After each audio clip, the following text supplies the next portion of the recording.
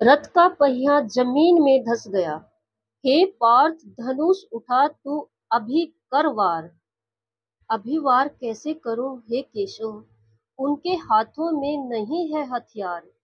युद्ध विद्या की शिक्षा कहती, हे माधव, ये सही नहीं है संस्कार।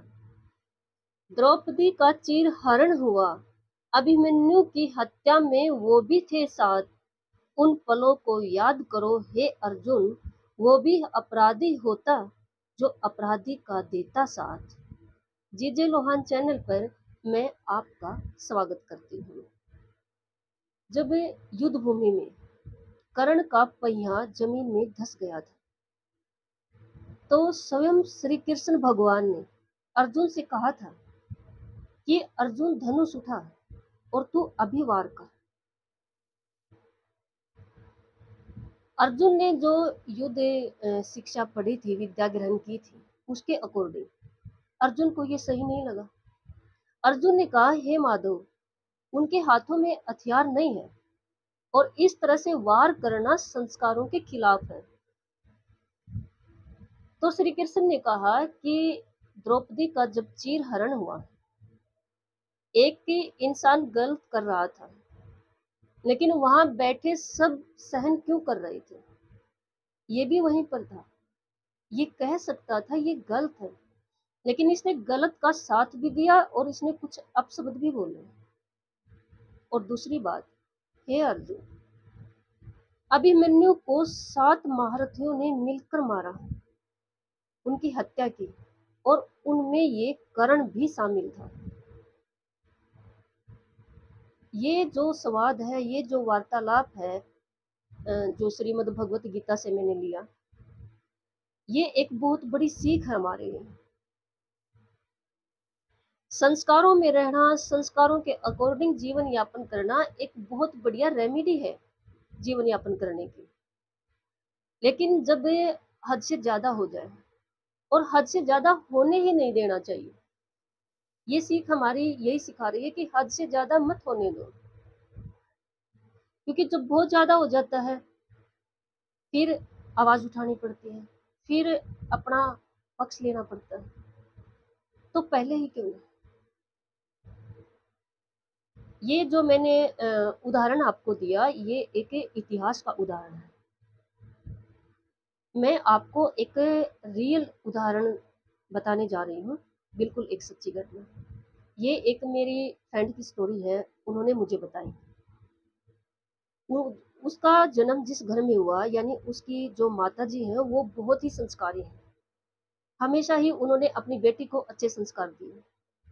उनकी बेटी की जिस घर में शादी हुई, उसके पति कई भाई, कई ब्रदर्स थे, और उनकी सास और उसके पति के भाइयों ने मिलकर उसके साथ हर तरह का अन्याय किया। जब स्टार्टिंग हुई ना, स्टार्टिंग छोटी छोटी बातों से होती है। जब सास ने शुरू शुरू में उसके साथ इस तरह से व्यवहार करना शुरू किया गलत, तो उसने अपनी मम्मी को, अपनी माँ को बताया। तो माँ ने उसको कहा कि कोई बात नहीं बेटा, वो सास है, उसको हक है। माँ को हक तो भगवान ने दिया, हम उसमें रोक टोक, आपका तो हक बनता ही नहीं है। फिर धीरे धीरे जो उसके देवर थे ना, छोटे, उन्होंने भी उसकी तरफ हाथ कर दिया। अब आपके माइंड में भी यही बात आ रही होगी जो मेरे माइंड में आई, कि फिर उसके हस्बैंड क्या कर रहे थे। उनके सिर पे पिताजी का हाथ नहीं था, और वो परिवार में बड़े थे। उनके हस्बैंड की सोच ये थी कि परिवार ना बिखरे छोटी छोटी बातों पर। लेकिन ये छोटी छोटी बातें कब इतनी बड़ी बन गई कि छोटों ने भी एक औरत पर हाथ उठा दिया। हद से ज्यादा हो गया। और किसके कारण हुआ? ये कहना वैसे गलत है कि संस्कारों के कारण हुआ, लेकिन रियल में संस्कारों के कारण हुआ।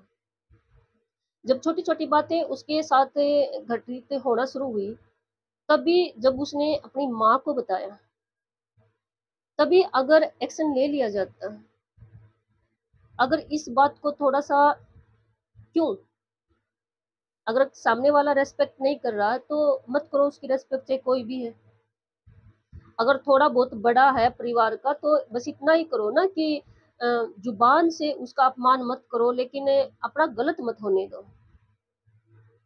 मेरी सहेली बताती है कि मैंने आवाज उठाई जब ज्यादा होने लगा, तो हुआ क्या?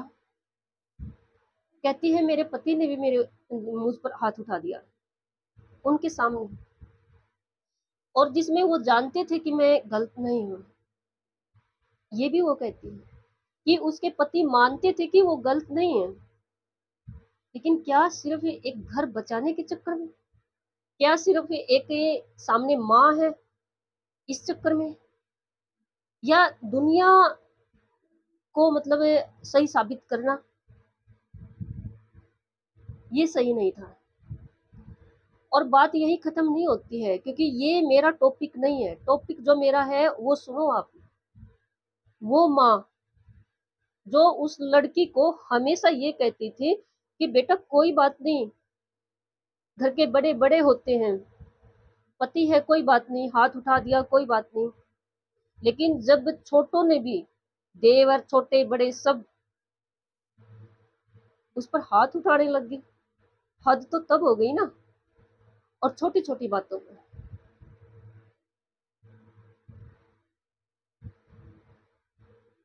जब इतनी हद पार हुई और उसके हस्बैंड ने उसका पक्ष लेना चाहा, तब पता है क्या हुआ?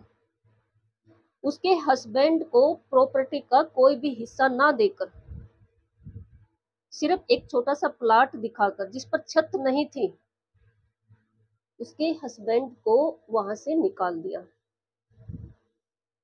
अब माइंड में यही आ रहा है, क्यों? पागल थे वो, घर के बड़े थे, सारे उससे छोटे थे, तो ऐसा क्यों किया? पिता नहीं थे तो उसमें उस बहू की क्या गलती थी? वो घर के बड़े थे, उसमें उस लड़की की क्या गलती थी?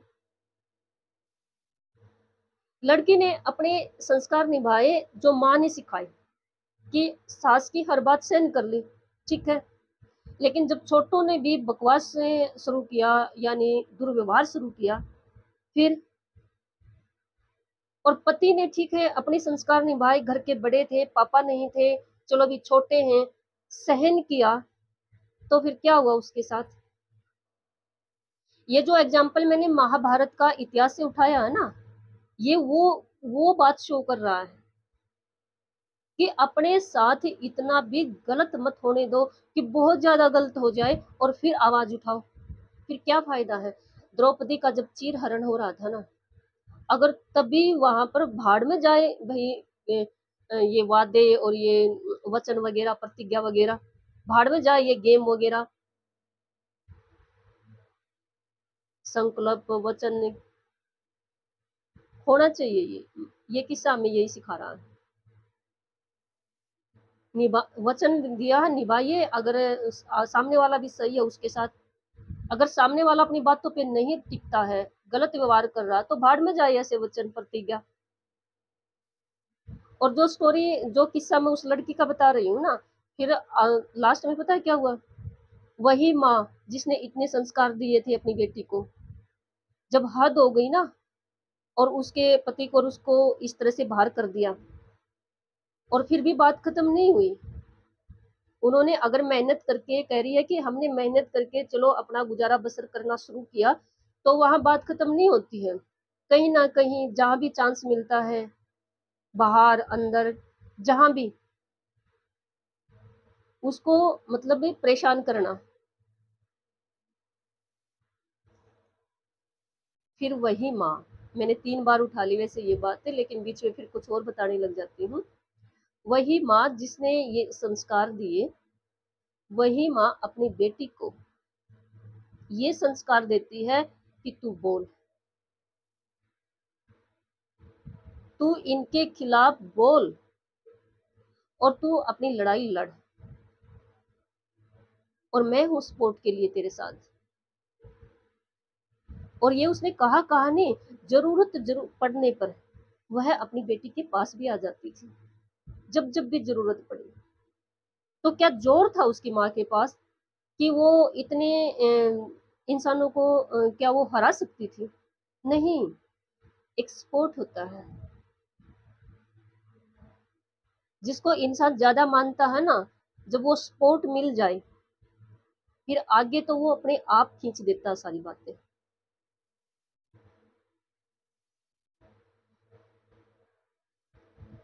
ये लाइफ में है ना, हम सही हैं, हमारे अच्छे घर में परवरिश हुई है,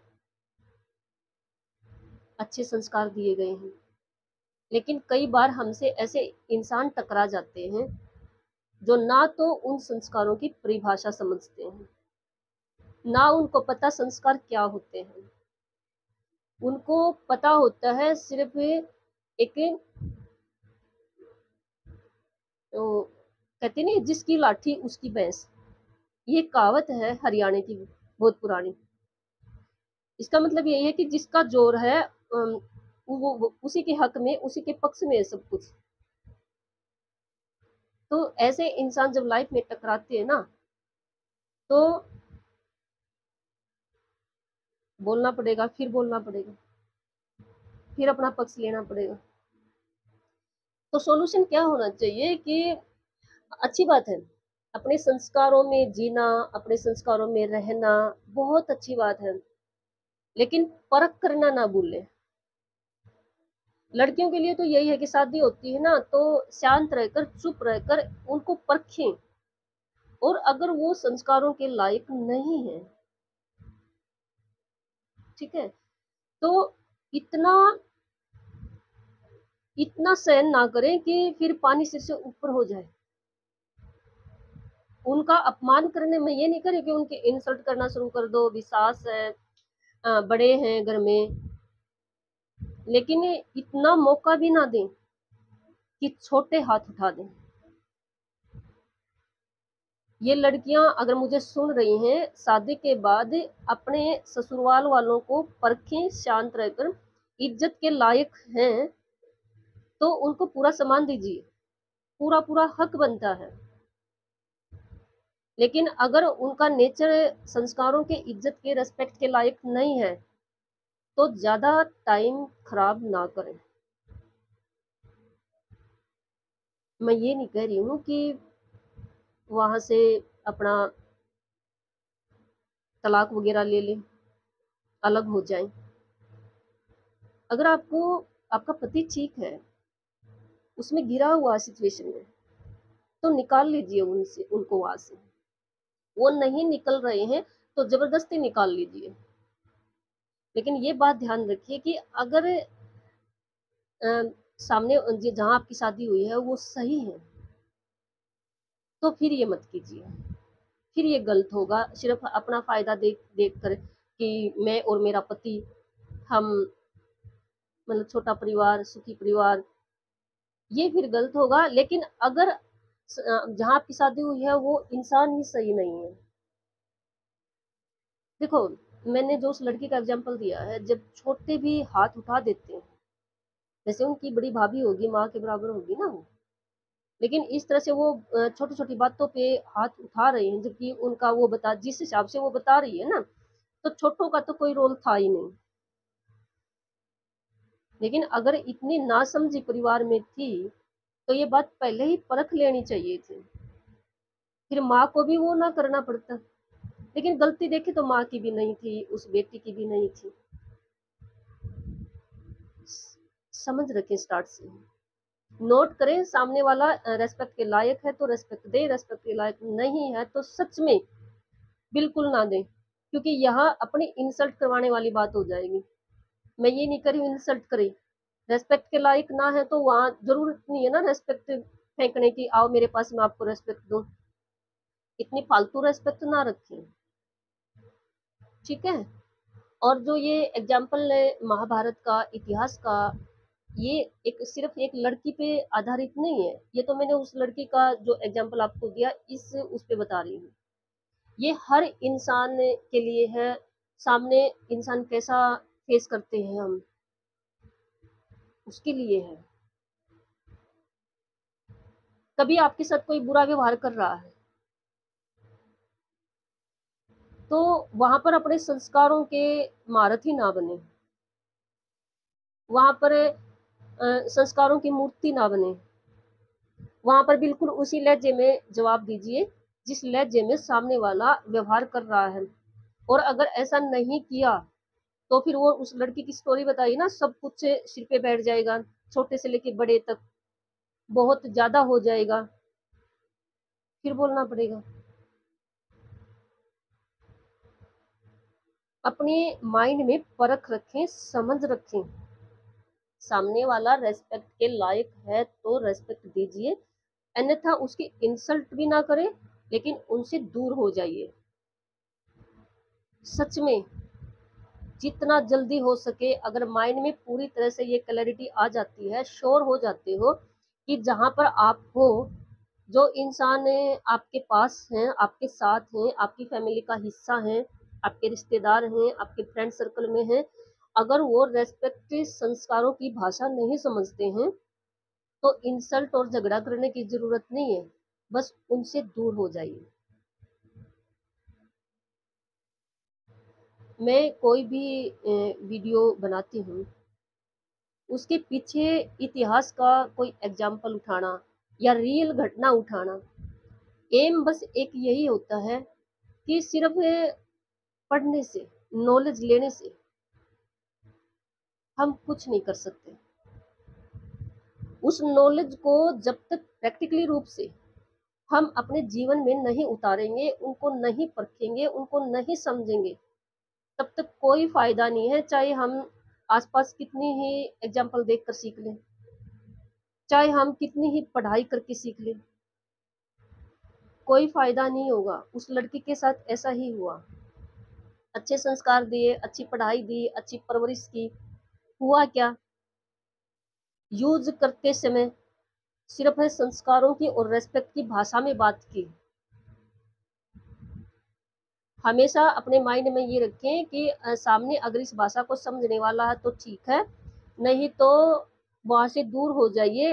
इतनी बड़ी इंसल्ट मत करवाइए अपनी कि फिर खुद पे ये होने लग जाए कि क्यों हुआ ये सब कुछ, मैंने होने ही कैसे दिया।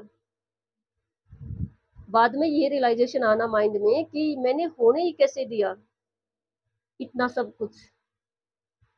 ये होने से पहले ही समझ जाइए। और जो इतिहास पढ़कर, बुक्स पढ़कर या जो आसपास की रियल घटना सुनती हूँ, उनको मैं वीडियो में लेकर आती हूँ ताकि हम प्रैक्टिकली उनको अपने जीवन में यूज कर सकें।